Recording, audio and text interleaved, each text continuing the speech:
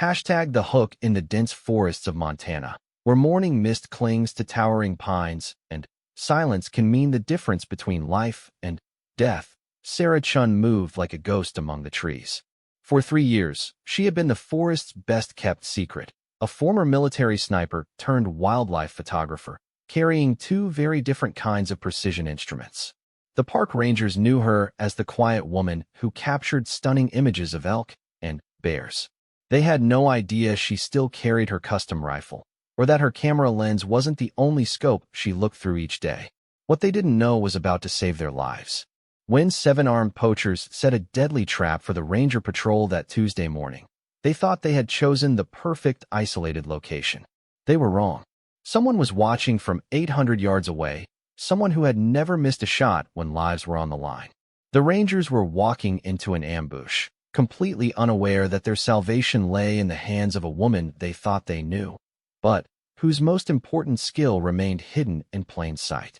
This is the true story of how a secret changed everything. Sarah Chun adjusted her camera lens as the morning sun filtered through the canopy of Glacier National Park. At 32, she had the steady hands of someone who had spent years perfecting precision, though the park rangers who occasionally crossed her path assumed her steadiness came from photography training. They were only half right. 3 years had passed since Sarah left the Army after 8 years of service as a designated marksman. Her official record showed tours in Afghanistan and Iraq, but the details remained classified. What wasn't classified was her reputation for impossible shots and an uncanny ability to appear and disappear without a trace. Her commanding officers called her Ghost, not just for her stealth, but for the way she seemed to vanish after each mission, leaving only results behind. Now, she lived in a modest cabin on the outskirts of Kalispell, Montana, officially working as a freelance wildlife photographer. Her stunning images of mountain goats scaling impossible cliffs and bears fishing in pristine streams had earned her a small but devoted following. National Geographic had published 3 of her photos, and several nature magazines regularly bought her work. It was a legitimate cover, and more importantly, it was something she genuinely enjoyed. But Sarah's camera bag held more than professional photography equipment. Wrapped in specialized foam, her custom Remington 700 rifle lay broken down into components. Old habits died hard, and the wilderness held dangers that most people never considered. She had assembled and fired the weapon exactly 47 times since leaving the service, always in remote locations, always to maintain her skills. She told herself it was just in case, though she couldn't say in case of what. The rangers at Glacier knew her as the quiet photographer who never caused trouble. Chief Ranger Michael Torres had spoken with her maybe a dozen times in 3 years, usually when she requested permits for extended backcountry photography trips. She was polite, professional, and seemed to know the wilderness better than some rangers who had worked there for decades. Torres appreciated that she followed all regulations and never left so much as a footprint where she shouldn't. Ranger Jessica Martinez had encountered Sarah most often. Martinez, 26 and fresh from Ranger Academy, initially felt intimidated by the older woman's quiet confidence. Sarah moved through the forest with a purposefulness that suggested military training, though she never mentioned her background. When Martinez asked about her hiking experience, Sarah simply said she had spent time outdoors before becoming a photographer. What impressed Martinez most was Sarah's uncanny ability to predict wildlife behavior. During their brief conversations on mountain trails, Sarah would mention seeing elk tracks that indicated a herd would be in a specific valley the next morning, or warned that a particular trail showed signs of recent bear activity. She was always right. Martinez began to suspect Sarah spent far more time in the wilderness than anyone realized. Dr. James Peterson, the park's wildlife biologist, had worked with Sarah on several occasions when she documented animal behavior for scientific purposes. Peterson appreciated her patience and observation skills, noting that she could remain motionless in a single spot for hours to capture the perfect shot. He had no idea that this skill came from sniper training, where patience often meant the difference between mission success and failure. Sarah's daily routine rarely varied. She woke before dawn, reviewed topographical maps while drinking coffee, and headed into the wilderness by sunrise. Her photography provided the perfect excuse to access remote areas and maintain detailed knowledge of the park's geography. She knew every ridge, valley, water source, and game trail across hundreds of square miles. Most mornings found her in different locations, following animal migrations or seasonal patterns. She had documented the annual elk rutting season, captured images of mountain goat kids learning to navigate cliff faces, and spent weeks photographing a family of black bears as they prepared for winter hibernation. Her work was methodical and thorough, though she always maintained greater situational awareness than necessary for photography alone. Sarah's military training manifested in small ways that only another veteran might notice. She always positioned herself with multiple escape routes. Her camping spots were chosen for concealment and tactical advantage rather than comfort. She carried more emergency supplies than necessary and never traveled the same route twice in a week. To casual observers, these seemed like the habits of an experienced outdoorswoman. They were actually the instincts of someone trained for hostile environments. The transition from military to civilian life had been challenging. Sarah struggled with the lack of mission purpose and clear objectives that had defined her adult life. Photography provided some structure, but she missed the intensity and importance of her previous work. The wilderness helped, offering solitude and a sense of purpose, but she often felt like she was waiting for something without knowing what. Her cabin reflected this duality. The living areas showed signs of an artist's life: photography equipment, printing materials, and walls covered with stunning landscape images. But the basement held a different story. A gun safe containing her military weapons, training equipment, and maps marked with shooting positions she had tested throughout the region. She maintained her skills obsessively, though she couldn't explain why. Sarah's relationship with the local community remained minimal. She shopped for supplies in town weekly, exchanging pleasantries with store clerks, but never developing friendships. She preferred the isolation, finding peace in the mountains that she had never experienced around people. The rangers represented her primary social contact, and even those interactions were brief and professional. Her photography work provided adequate income, supplemented by disability payments from the military. She lived simply, spending money only on equipment and supplies necessary for her work. Her most expensive purchase had been the cabin itself, chosen specifically for its isolation and proximity to wilderness areas. She had paid cash, avoiding the paper trail that came with mortgages and loans. The few people who knew Sarah sensed depths they couldn't unmarcus read. Sullivan crushed his cigarette under a worn combat boot and studied the topographical maps spread across the hood of his stolen pickup truck. At 45, Sullivan carried the lean muscle and predatory alertness of a man who had spent 20 years living by violence. His scarred hands traced elevation lines while his pale blue eyes calculated angles and distances with the precision of someone trained in military tactics. Sullivan had assembled his crew carefully over the past 6 months. Each man brought specific skills necessary for their operation, though none knew the full scope of what Sullivan planned. They thought they were organizing a high-value poaching expedition targeting rare wildlife in Glacier National Park.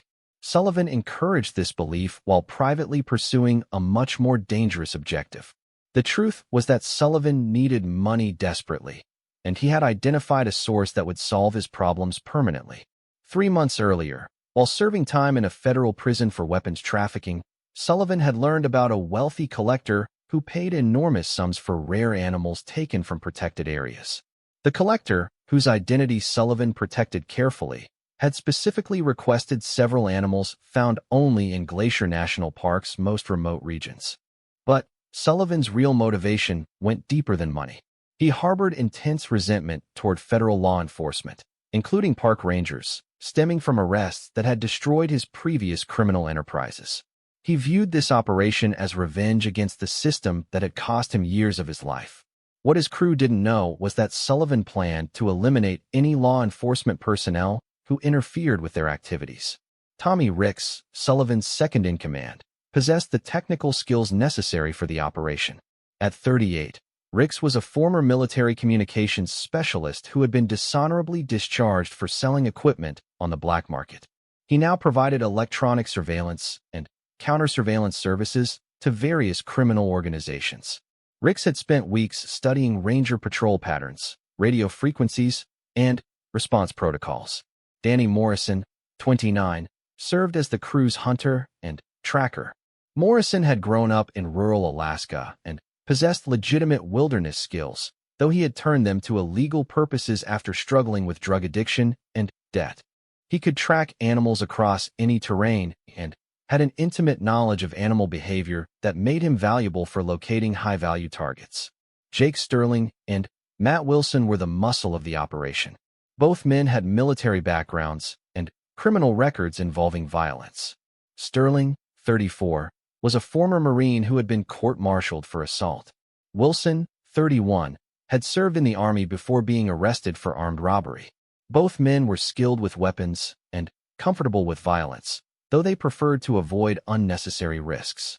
Bobby Chun, no relation to Sarah despite sharing a surname, was 25 and served as the crew's driver and equipment handler. Chun had automotive and mechanical skills that kept their vehicles running and their equipment functioning. He was also the least violent member of the group, participating primarily for money to support his gambling addiction. Vince Carter, 27, was the newest addition to Sullivan's crew. Carter had demolitions training from his time in the Army Corps of Engineers before being dishonorably discharged for substance abuse.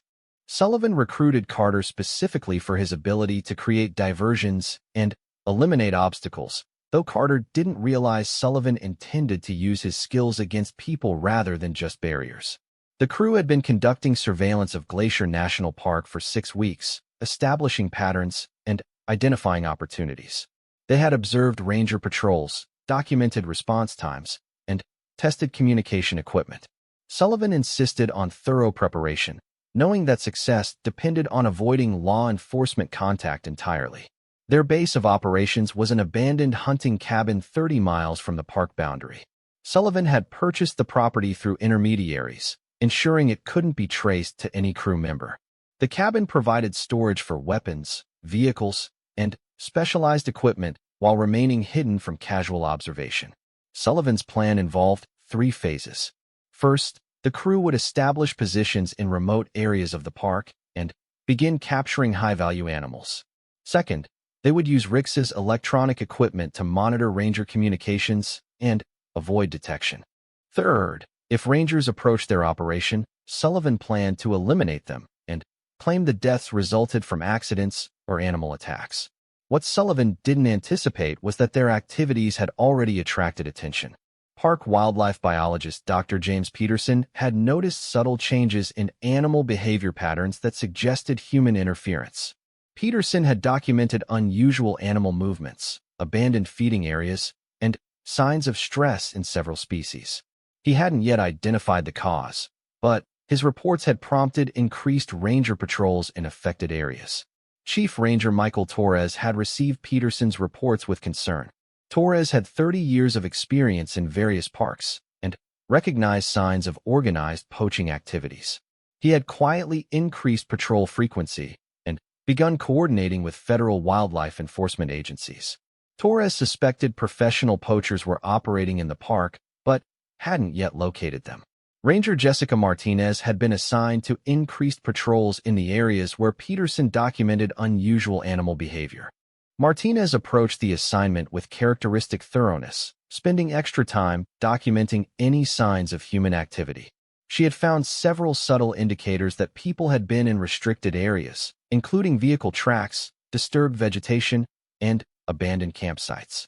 During her patrols, Martinez had encountered Sarah Chun several times in areas adjacent to where suspicious activity had been reported. Martinez found it curious that Sarah seemed to be photographing in locations that offered excellent observation of the areas under surveillance. Martinez began to wonder if Sarah had noticed the same signs that concerned park officials. Sarah had indeed noticed unusual activity in the wilderness.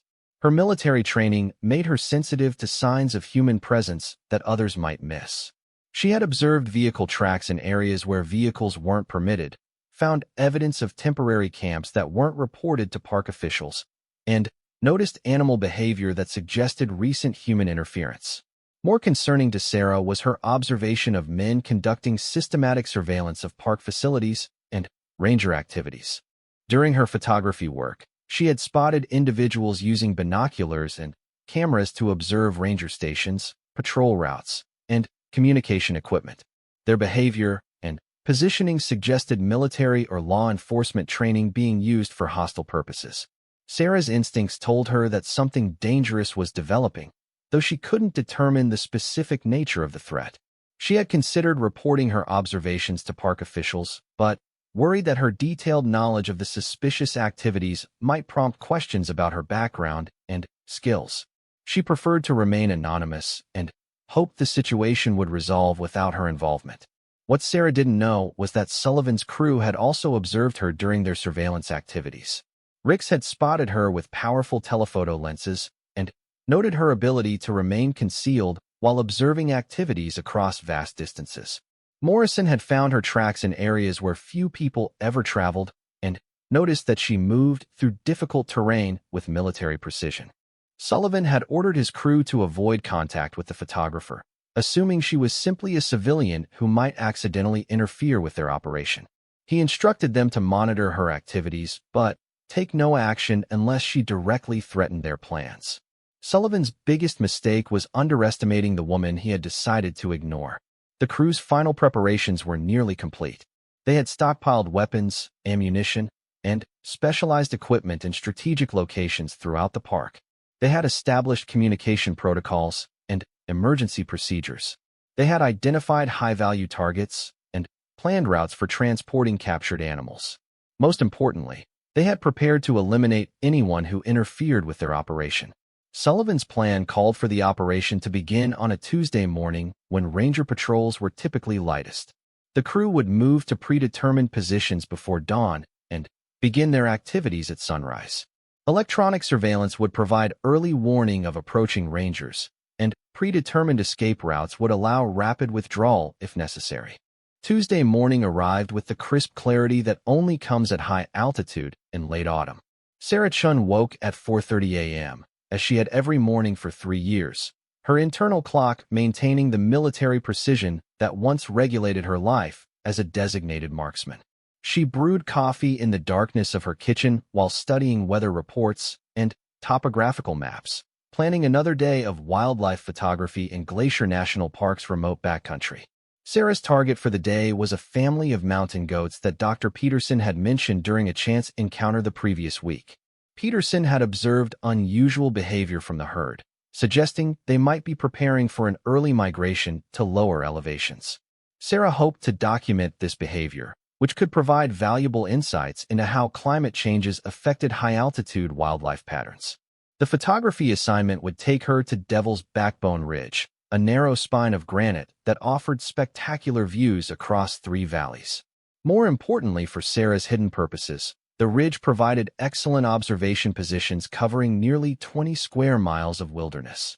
If the suspicious human activity she had noticed continued, Devil's Backbone would allow her to monitor it from a safe distance. Sarah loaded her vehicle with photography equipment, camping supplies, and the specialized gear she hoped never to need. Her custom rifle remained broken down in its concealed compartment, along with ammunition, range-finding equipment, and other tools from her military career. She had learned to prepare for any situation, even when expecting routine activities. 20 miles away, Marcus Sullivan's crew was conducting final preparations for their operation. They had spent the night at strategic positions throughout the park, using night vision equipment to avoid detection while moving to predetermined locations. Sullivan's plan called for simultaneous actions across multiple sites, creating confusion and dividing any law enforcement response. Tommy Rix had established an electronic surveillance post overlooking the main ranger station. His equipment could monitor radio communications, cell phone traffic, and even internet activity from park facilities. Rix would serve as the crew's early warning system, providing alerts about ranger movements and coordinating communications between team members. Danny Morrison and Jake Sterling had positioned themselves near Glacier Lake, where rare white-faced black bears had been reported. These bears commanded enormous prices from illegal collectors, making them high-priority targets. Morrison's tracking skills would locate the animals while Sterling provided security and handled transportation of captured specimens. Matt Wilson and Bobby Chun were targeting a remote area where endangered wolverines had established territory. Wolverines were extremely rare in the lower 48 states, making them valuable enough to justify the risks involved in capturing them. Wilson's military training would handle any complications while Chun managed vehicles and equipment. Vincent Carter had been assigned to create diversions at multiple locations if rangers responded to the operation. Carter's demolitions training allowed him to simulate natural disasters, equipment failures, or other emergencies that would misdirect ranger attention away from the crew's actual activities. Sullivan himself occupied a central command position where he could coordinate the operation while maintaining escape routes if the plan failed. Sullivan carried enough firepower to handle significant resistance, though he hoped to complete the mission without direct confrontation with law enforcement. The crew's greatest advantage was their assumption that they would face only lightly armed park rangers with minimal tactical training. Sullivan had researched the rangers' backgrounds and concluded they posed little threat to experienced military veterans. This assumption would prove to be catastrophically wrong. Chief Ranger Michael Torres began his morning shift with growing concern about the unusual animal behavior reports that had been accumulating over recent weeks. Peterson's scientific documentation suggested organized human interference with wildlife, and Torres's 30 years of experience told him that professional poachers were operating in his park. Torres had quietly coordinated with federal wildlife enforcement agencies and increased patrol activities, but he lacked concrete evidence of criminal activity. Ranger Jessica Martinez received assignment to patrol the northern wilderness areas where Peterson had documented the most significant animal behavior changes. Martinez approached the mission with characteristic thoroughness, planning to spend the entire day documenting any signs of human interference with protected wildlife. Martinez's patrol route would take her through areas adjacent to where Sullivan's crew planned their most significant activities. Torres had chosen Martinez for this assignment because of her attention to detail and her ability to operate effectively in remote wilderness areas. Neither Torres nor Martinez suspected they were walking into a carefully planned ambush. Dr. Peterson had decided to conduct his own field research in areas where he had observed unusual animal behavior. Peterson's scientific training made him valuable for identifying subtle environmental changes that might indicate poaching activities. He planned to collect additional data that could support law enforcement investigations. As the morning progressed, all parties moved toward a collision that none of them fully anticipated. Sarah drove toward Devil's Backbone Ridge, expecting a routine photography session. Martinez began her patrol, looking for evidence of poaching but not expecting armed resistance. Sullivan's crew moved to their positions, planning to capture rare animals, but prepared to eliminate any interference. The first signs of trouble appeared shortly after 8 a.m. when Rix's electronic surveillance detected increased radio traffic between park facilities. Rangers were coordinating more extensively than usual, suggesting heightened awareness of potential problems. Rix alerted Sullivan that law enforcement might be more prepared than anticipated. Sullivan modified his plan to account for increased ranger alertness. He instructed his crew to accelerate their timeline and be prepared for immediate withdrawal if rangers approached their positions.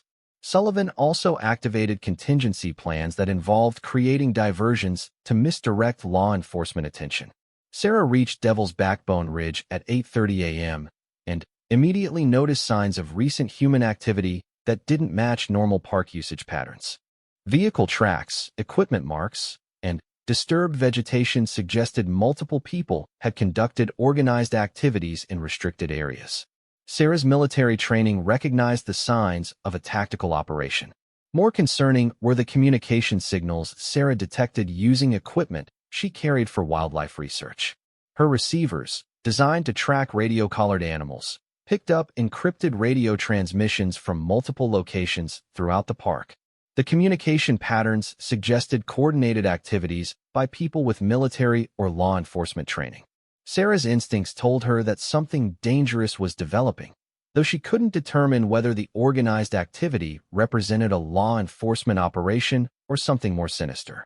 She decided to establish observation positions that would allow her to monitor the situation while remaining hidden from whoever was conducting the coordinated activities. Martinez began her patrol by documenting unusual vehicle tracks in areas where vehicles were prohibited.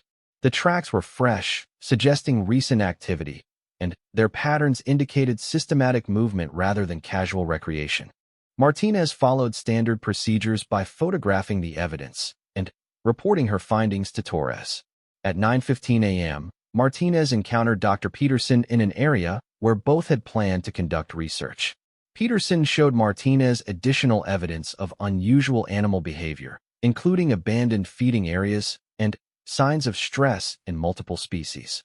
Together, they concluded that organized human interference was affecting wildlife across a much larger area than initially suspected. Martinez and Peterson decided to coordinate their activities, with Martinez providing security while Peterson collected scientific evidence. Neither realized they were moving directly toward positions occupied by Sullivan's crew, who had been monitoring their radio communications and tracking their movements. Sullivan received reports from his crew confirming that rangers were actively investigating the areas where they planned to operate. Rather than withdrawing, Sullivan decided to proceed with the operation while preparing to eliminate the rangers if they interfered. Sullivan's military training had taught him that offensive action often succeeded where defensive measures failed. At 9:45 a.m., Sarah observed through her telephoto lens what appeared to be armed men moving through wilderness areas using tactical formations. The men carried military-style equipment and communicated using hand signals that suggested professional training. Sarah realized she was witnessing the preparation phase of a hostile operation. Sarah's military experience told her that the armed men represented a serious threat to anyone who encountered them. The men's positioning and movement patterns suggested they were preparing an ambush or establishing fields of fire for potential confrontations. Sarah concluded that park rangers were in immediate danger. Sarah faced a critical decision. She could withdraw from the area and report her observations to law enforcement, hoping they would respond quickly enough to prevent violence. Alternatively, she could use her military training to intervene directly, risking exposure of her background, but potentially saving lives. The decision became easier when Sarah spotted Ranger Martinez and Dr. Peterson moving directly toward positions occupied by the armed men. Martinez and Peterson were following a trail that would bring them within range of hostile forces who were clearly prepared for violence. Sarah estimated that Martinez and Peterson had approximately 30 minutes before encountering the armed men. Sarah quickly assembled her rifle and began calculating ranges, wind conditions, and fields of fire from her position on Devil's Backbone Ridge. Her elevated position provided excellent visibility across the areas where both the Rangers and the hostile forces were operating. Sarah could engage multiple targets from concealment while remaining undetected. As Sarah prepared for combat, she reflected on the irony that her attempts to escape her military past had led her directly into a situation where her sniper skills were desperately needed. The peaceful life she had built in Montana was about to end, but she couldn't allow good people to die when she had the ability to save them. Sarah Chin's hands moved with practiced efficiency as she assembled her custom Remington 700 rifle, muscle memory from thousands of repetitions guiding each precise motion. The weapon that had remained hidden for 3 years emerged from its concealment like a deadly secret finally revealed. Sarah attached the suppressor, adjusted the scope for current atmospheric conditions, and loaded 5 rounds of match-grade ammunition into the magazine. From her position 800 yards above the developing confrontation, Sarah could observe the tactical situation with frightening clarity. Through her scope, she identified 7 armed men positioned in a classic L-shaped ambush formation, waiting for Ranger Martinez and Dr. Peterson to enter their kill zone. The men carried military-style weapons and had positioned themselves with overlapping fields of fire that would make escape impossible for their targets. Sullivan's crew had chosen their ambush site with professional competence. The trail Martinez and Peterson were following curved through a narrow valley where high ground on both sides provided concealment for the attackers while eliminating cover for victims. The psychological effect would be devastating, sudden, overwhelming firepower from hidden positions against unsuspecting targets. Sarah calculated distances to each hostile position and noted wind conditions, temperature, and atmospheric pressure. Her military training provided instant solutions to complex ballistic problems that would determine the difference between successful intervention and catastrophic failure. She had approximately 12 minutes before Martinez and Peterson entered the kill zone. Through her scope, Sarah studied each member of Sullivan's crew, noting their weapons, positions, and apparent experience levels. The man she identified as the leader occupied an elevated position that provided command and control over the entire ambush. Two men had positioned themselves along the western ridge with automatic weapons, while two others controlled the eastern approach with sniper rifles. The remaining two men were positioned to block escape routes and handle any survivors. Sarah's military experience told her that these men were not amateur criminals, but experienced soldiers conducting a professional operation. Their positioning, weapon selection, and coordination suggested extensive planning and training. More concerning, their willingness to ambush federal law enforcement officers indicated they were prepared for extreme violence. Martinez and Peterson continued their approach, completely unaware of the death trap waiting ahead. Martinez followed standard Ranger protocols, documenting evidence and maintaining radio contact with headquarters, while Peterson collected scientific samples and recorded observations about animal behavior. Neither had any reason to suspect they were being watched by hostile forces. Sarah faced tactical challenges that tested every aspect of her sniper training. She needed to neutralize 7 targets positioned across nearly 400 yards of rugged terrain before any of them could engage Martinez and Peterson. The shots would need to be taken rapidly and accurately, allowing no opportunity for the survivors to return fire or escape to threaten other Rangers. The first target would be Sullivan himself, whose command position made him the greatest threat to overall mission success. Sarah calculated range at 847 yards with a 12-mile-per-hour crosswind requiring 2 clicks of windage adjustment. The target was partially concealed behind rocky cover, presenting only a limited engagement window. Sarah's breathing settled into the controlled rhythm she had learned during sniper training. Her heart rate decreased as combat focus eliminated all distractions except the immediate task. The anxiety and moral uncertainty that had plagued her civilian life vanished, replaced by the cold precision that had made her one of the Army's most effective marksmen. At 10:32 a.m., Sarah acquired her first target through the scope and began her final breathing cycle. Sullivan had exposed himself while adjusting his position, presenting a clear shot at center mass. Sarah's crosshairs settled on their target as she transitioned to the natural respiratory pause that preceded every successful shot. The suppressed rifle fired with a sharp crack that echoed off the surrounding peaks. 847 yards away, Marcus Sullivan collapsed as a match-grade bullet tore through his chest, killing him instantly. Sarah was already acquiring her second target before Sullivan's body hit the ground. Tommy Ricks, monitoring communications from his elevated position, heard the suppressed shot and began scanning for the source of the attack. Sarah's second shot caught him as he raised his binoculars, the bullet striking him in the head and eliminating the crew's electronic surveillance capability. 2 targets down in less than 15 seconds. Danny Morrison and Jake Sterling, positioned on the western ridge, realized their operation was under attack, but couldn't identify the threat's location. Sterling began providing suppressing fire toward the eastern peaks, while Morrison attempted to establish radio contact with Sullivan. Sarah's third shot killed Morrison while he was exposed trying to operate his radio. Sterling's automatic weapon fire was directed toward areas where he suspected Sarah might be hidden, but his shots fell nearly 200 yards short of her actual position. Sarah had chosen her location specifically to remain outside the effective range of most weapons carried by Sullivan's crew. Sterling was firing blindly at an enemy he couldn't see. Matt Wilson and Bobby Chun, controlling the eastern approach, were better positioned to identify Sarah's location based on the angles of her shots. Wilson began moving to a position that would provide better visibility of the eastern peaks, while Chun attempted to coordinate with the surviving crew members. Sarah's fourth shot killed Wilson before he could reach cover.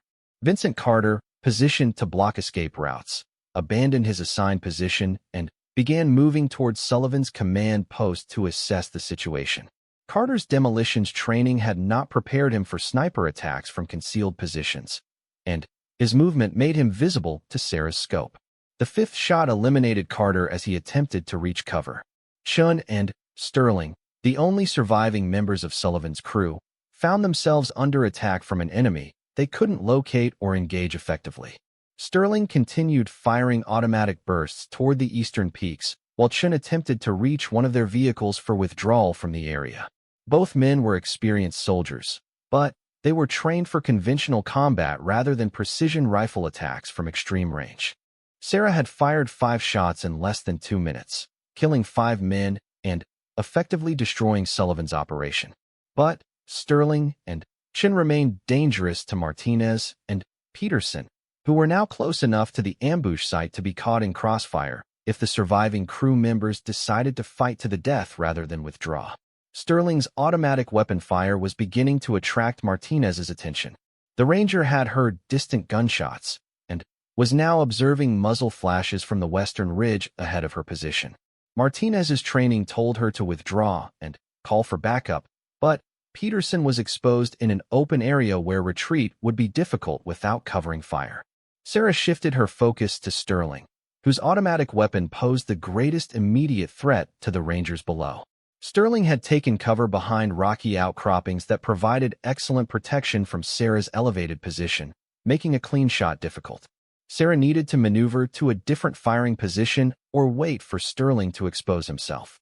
Chun reached one of the crew's vehicles and attempted to start the engine for a rapid withdrawal.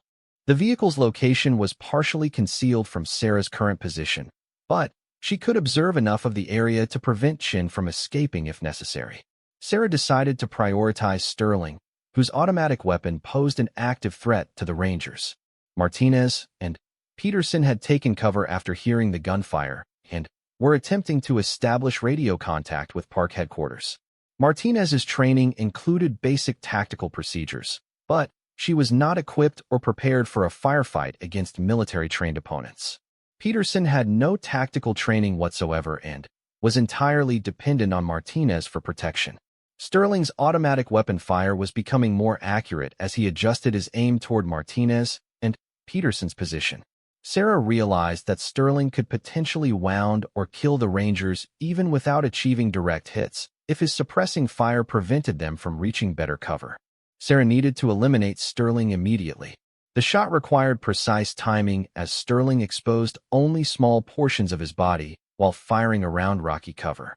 Sarah waited for the pattern in Sterling's movement to provide a clear engagement opportunity. When Sterling shifted position to acquire a better firing angle on the Rangers, Sarah's 6th shot caught him in the side, mortally wounding him. Chun, hearing Sterling's cries of pain, abandoned his attempt to start the vehicle and began moving towards Sterling's position to provide assistance. Chun's movement brought him into the open where Sarah could engage him clearly. Sarah's 7th and final shot killed Chun as he attempted to reach his wounded partner. The engagement was over. 7 hostile targets had been eliminated in less than 4 minutes of precision rifle fire. Sullivan's carefully planned operation had been destroyed by a single sniper who had remained invisible throughout the entire engagement. The wilderness returned to silence except for the wind moving through the pines. Sarah disassembled her rifle with the same mechanical precision she had used to assemble it. The weapon disappeared back into its concealed compartment as if it had never existed. Sarah's hands were steady, her breathing was controlled, and her expression showed none of the emotional turmoil that civilian life had brought her. In combat, she found the peace that had eluded her for 3 years. Martinez and Peterson remained in cover for several minutes after the gunfire stopped, uncertain whether the threat had been eliminated or was simply repositioning for another attack. Martinez's radio calls to headquarters had been answered, and backup units were en route, but they would need time to reach the remote location. When Martinez finally moved to investigate the source of the automatic weapon fire, she found Sterling's body behind the rocky cover where he had made his final stand. Sterling's equipment and weapons confirmed that Martinez and Peterson had been targets of a sophisticated ambush that had been prevented by unknown intervention. The investigation into what media outlets would later call the Glacier Ambush began within hours of Ranger Martinez's emergency radio call. FBI agents, federal wildlife enforcement officers, and military personnel descended on the remote location where 7 armed men had been killed by an unknown sniper. The precision of the shooting and tactical nature of the intervention suggested professional military involvement, but no military units acknowledged operations in the area. Special Agent Catherine Walsh of the FBI's Violent Crimes Task Force led the investigation.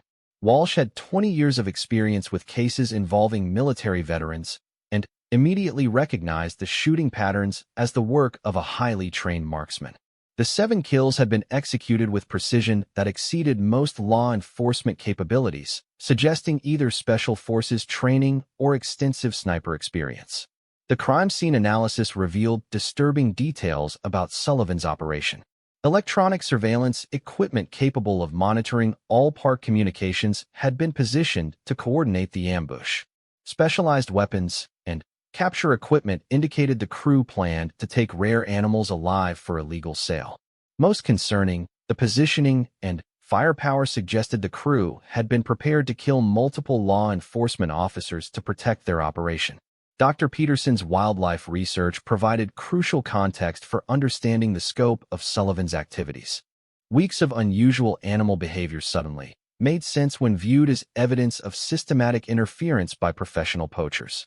Peterson's documentation helped investigators understand that Sullivan's crew had been operating in the park for months, gradually working toward their planned culmination. Chief Ranger Torres found himself answering questions about park security and ranger training. The investigation revealed that Sullivan's crew had conducted extensive surveillance of park operations, including ranger patrol patterns, communication protocols, and response procedures. Torres realized that conventional law enforcement methods would have been inadequate against such a well-prepared adversary. Ranger Martinez became a key witness in the investigation, though she could provide little information about the mysterious intervention that had saved her life. Martinez had heard suppressed gunfire from extreme range, but never saw the person responsible for eliminating the threat. The anonymous nature of the intervention fascinated investigators and frustrated their attempts to understand what had occurred. The ballistic evidence told a remarkable story of precision shooting under combat conditions. 7 targets had been engaged across 400 yards of rugged terrain in less than 4 minutes. Every shot had been fatal, and the shooting positions suggested the sniper had remained invisible throughout the engagement. The level of skill required exceeded that of most military snipers. Agent Walsh's investigation expanded to include background checks on all individuals with legitimate access to the areas where the shooting had occurred. The list included park employees, researchers, photographers, and various permit holders who regularly worked in remote areas of the park. One name on that list was Sarah Chun, listed as a wildlife photographer with extensive backcountry permits. Sarah's background check initially revealed nothing suspicious. Her photography credentials were legitimate, her permits were properly obtained, and park employees described her as professional and knowledgeable. However, Walsh's military contacts revealed that Sarah Chun had served 8 years in the Army as a designated marksman with classified assignments in Iraq and Afghanistan. The revelation that a military-trained sniper with extensive wilderness access had been present during the investigation period prompted Walsh to request Sarah's complete military records. What Walsh discovered was a service record that perfectly matched the skills demonstrated during the Glacier engagement. Sarah Chun was exactly the type of person capable of eliminating Sullivan's crew with such devastating effectiveness. Walsh approached Sarah's investigation carefully, recognizing that if Sarah had indeed intervened to save ranger lives, aggressive law enforcement tactics could be counterproductive. Walsh needed to determine Sarah's involvement without compromising her cooperation or driving her into hiding. The investigation required delicate handling to achieve both legal and practical objectives. Sarah had anticipated that her military background would eventually be discovered. Her decision to intervene had been made with full knowledge that her carefully constructed civilian identity would likely be revealed. Sarah had chosen to save lives despite the personal cost of exposure, and she was prepared to face the consequences of that choice. 3 weeks after the incident, Agent Walsh visited Sarah's cabin under the pretense of interviewing all permit holders who had been in the area during the relevant time period. Walsh approached the interview as a routine witness statement while carefully observing Sarah's reactions to specific questions about military training and firearms familiarity. Sarah recognized immediately that Walsh suspected her involvement in the Glacier engagement. Walsh's questions were too precise and her knowledge too detailed for a routine witness interview. Sarah realized that lying would be futile and potentially counterproductive, but she was uncertain how much truth would be appropriate to reveal. The conversation between Walsh and Sarah became a careful dance of partial revelations and unspoken understandings. Walsh needed evidence of Sarah's involvement, but also recognized that Sarah had saved Ranger lives and eliminated a serious threat to public safety. Sarah needed to gauge whether Walsh viewed her as a criminal suspect or potential ally.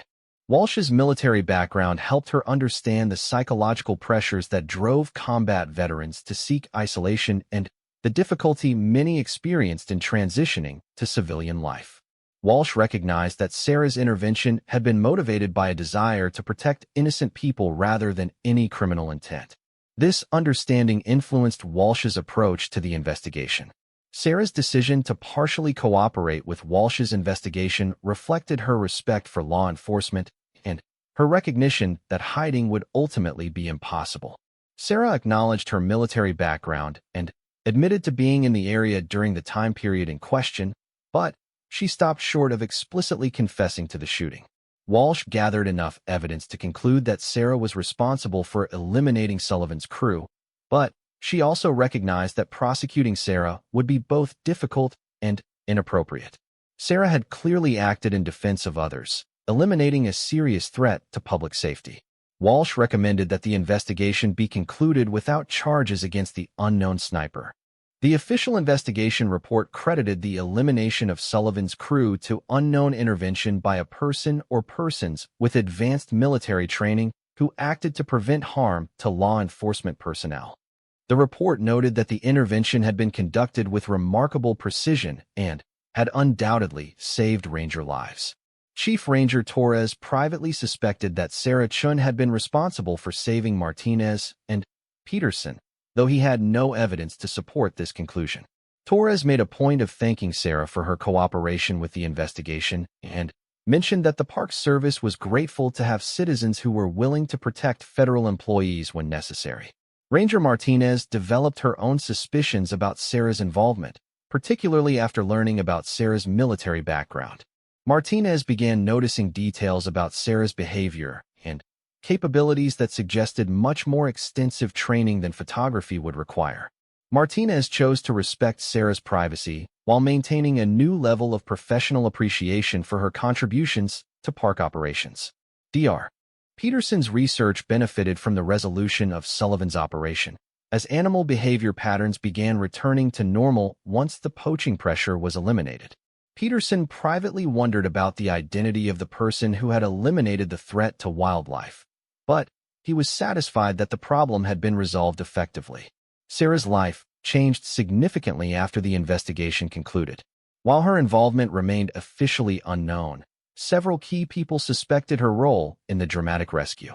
Sarah found herself treated with a new level of respect by park personnel who seemed to understand that she possessed capabilities beyond those required for wildlife photography. The isolation that Sarah had once craved became less important as she developed deeper relationships with park personnel who appreciated her contributions to their safety. Torres began consulting with Sarah about security issues. Martinez sought her advice about wilderness operations, and Peterson valued her insights into animal behavior and environmental changes. Sarah's photography work continued, but she now openly acknowledged her military background when relevant. Her comprehensive knowledge of the wilderness and her tactical expertise made her valuable for park operations that required advanced planning and risk assessment. Sarah found purpose in using her skills to protect the places and people she had come to care about. The anonymous nature of Sarah's intervention became a source of legend within the Park Service community. Rangers throughout the region knew that someone with extraordinary capabilities had eliminated a serious threat to their colleagues. even though the person's identity remained officially unknown. The knowledge that such protection existed provided comfort to rangers working in dangerous and isolated conditions. Sarah's decision to intervene had cost her the anonymity she had carefully maintained, but it had also provided her with something more valuable, a sense of purpose and community that had been missing from her life since leaving the military. Sarah discovered that using her skills to protect others provided the meaning and satisfaction that civilian life had previously lacked. The wilderness that had once been Sarah's escape from her military past became the place where she integrated her military training with her civilian identity. Sarah no longer felt the need to hide her capabilities or suppress her training. Instead, she found ways to use her skills constructively while building relationships with people who appreciated her contributions. 6 months after the glacier incident, Sarah Chun had become an unofficial consultant to park operations, providing expertise on security, wildlife protection, and emergency response. Her military background was known to key personnel, though the details of her intervention remained unspoken. Sarah had found a way to honor both her military service and her civilian aspirations. The 7 men who had planned to kill park rangers were remembered as criminals whose violent operation had been stopped by someone who chose to protect innocent people. Their deaths served as a warning to others who might threaten federal employees or protected wildlife. The wilderness had been defended by someone who understood the value of both conservation and human life. Sarah Chen's story became an example of how military veterans could find meaningful ways to serve their communities while transitioning to civilian life. Her intervention had saved lives and protected the wilderness she had come to love, proving that military training could be used constructively in civilian settings when applied with proper judgment and moral clarity. The discovery of 7 bodies positioned in a classic ambush formation raised immediate questions about who had eliminated the threat and why they had chosen to remain anonymous. The precision of the shooting and the tactical situation suggested military-level intervention, but no military units had been operating in the area. Sarah had already begun her withdrawal from Devil's Backbone Ridge, using her knowledge of the terrain to avoid areas where law enforcement personnel would establish security perimeters during their investigation. She moved with the same ghostly stealth that had earned her nickname during military service, leaving no trace of her presence or involvement. As Sarah drove away from Glacier National Park, she reflected on the irony that her attempts to escape violence had led her directly into a situation where violence was the only solution. The skill she had tried to suppress had saved the lives of people she respected, but using those skills had also revealed the impossibility of truly leaving her military identity behind. Sullivan's crew was also making final preparations. They had confirmed that Rangers were approaching their positions and had decided to eliminate them rather than risk capture. Sullivan's men were experienced soldiers who had killed before, and they viewed the approaching Rangers as acceptable casualties in pursuing their objectives. At 10:20 a.m., Sarah Chun, former Army-designated marksman turned wildlife photographer, settled into a shooting position she had never wanted to use. 800 yards away, 7 armed men prepared to kill park rangers who were simply doing their jobs. The collision between Sarah's hidden past and present circumstances was finally about to occur. The next few hours would determine whether Sullivan's violent plan succeeded or whether Sarah's military training could prevent a massacre. Sarah had spent 3 years avoiding situations that required her combat skills, but circumstances had conspired to thrust her back into the role she had tried to abandon. The wilderness that had provided her with peace was about to become a battlefield. But Sullivan had made critical errors in his planning. He had underestimated the Rangers' experience and dedication. He had failed to account for Dr. Peterson's scientific expertise in detecting environmental changes. Most significantly, he had dismissed the photographer as irrelevant without investigating her background or capabilities. As Tuesday morning approached, both sides were preparing for conflict, though only Sullivan's crew knew that violence was inevitable. The Rangers continued their routine patrols, unaware that 7 armed men planned to kill them. Sarah continued her photography work, unaware that her military skills would soon be needed to save lives. The collision between Sarah's hidden past and Sullivan's violent plans was less than 48 hours away. When it came, The wilderness that had provided Sarah with peace and isolation would become a battlefield where her sniper training would determine whether good people lived or died. Neither side knew that the other existed, but circumstances were already in motion that would bring them together in a confrontation that would change everything. Sarah Chen's secret was about to be revealed in the most dramatic way possible, and Sullivan's crew was about to discover that they had chosen the wrong place for their operation. Understand, Torres sometimes caught her scanning tree lines with the systematic thoroughness of someone looking for threats rather than photo opportunities. Martinez noticed that Sarah never seemed startled by sudden sounds, instead turning toward them with calm alertness.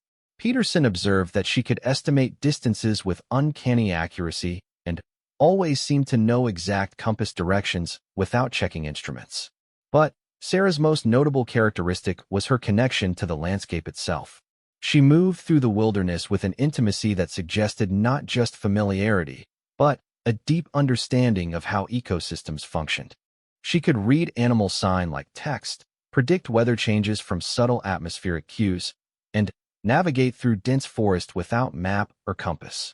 These skills enhanced her photography work, but originated from military training that taught survival in hostile environments. As autumn approached her 4th year in Montana, Sarah felt increasingly settled into her routine.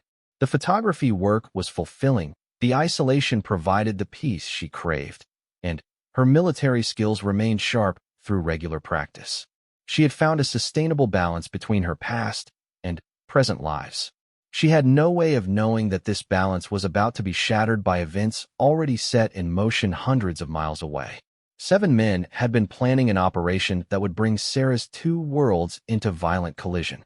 In less than 2 weeks, the skills she had spent 3 years hiding would mean the difference between life and death for people she had come to respect. The quiet life Sarah Chun had built for herself was about to end, though she wouldn't realize it until she found herself looking through a rifle scope at targets who intended to kill park rangers. When that moment came, she would discover that some aspects of military training never truly fade, and that the instincts she had tried to suppress were about to save lives she valued more than her own anonymity.